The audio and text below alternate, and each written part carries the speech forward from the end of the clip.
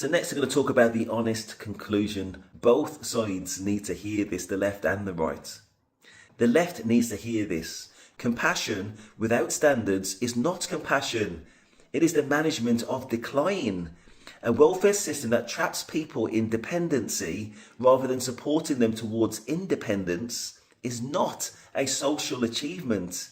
It is a social failure that has been given a compassionate name. Rights without responsibilities produce people who cannot function in communities.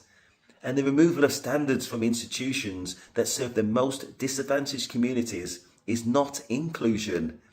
It is the withdrawal of the very infrastructure those communities most need. But the right also need to hear this. You cannot impose values. You can only transmit them. And transmission requires two things you've been unwilling to provide.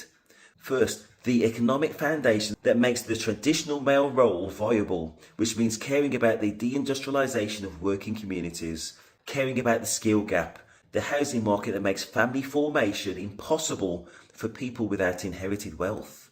Second, the persuasion rather than the coercion, showing people why the values work, not telling them they will live by these values or be condemned.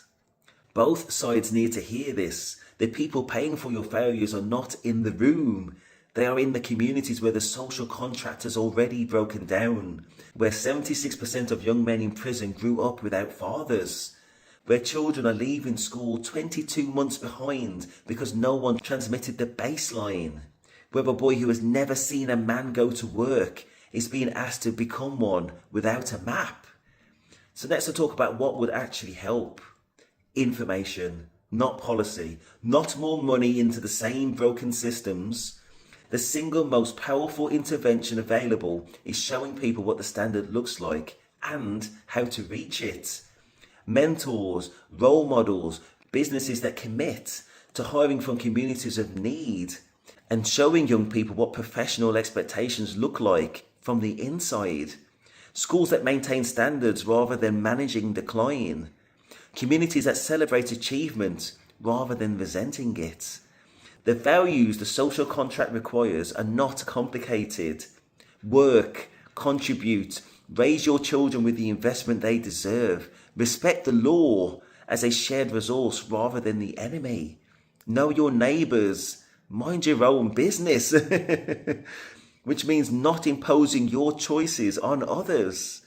Have the pride to hold yourself to a standard and the shame to be uncomfortable when you fall below it.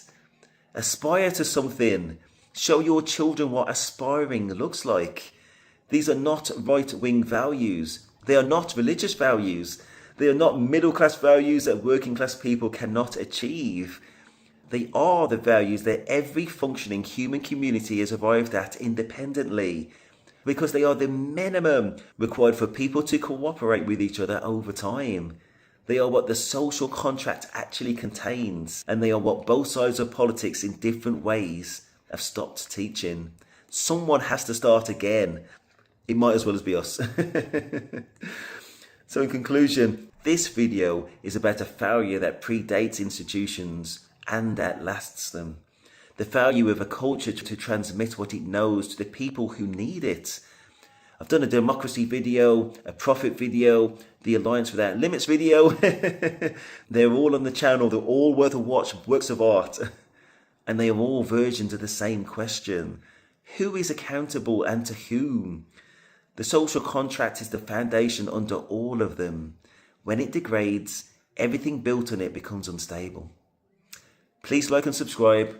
Share this with somebody who needs to hear it. All the videos are on the channel, and thank you.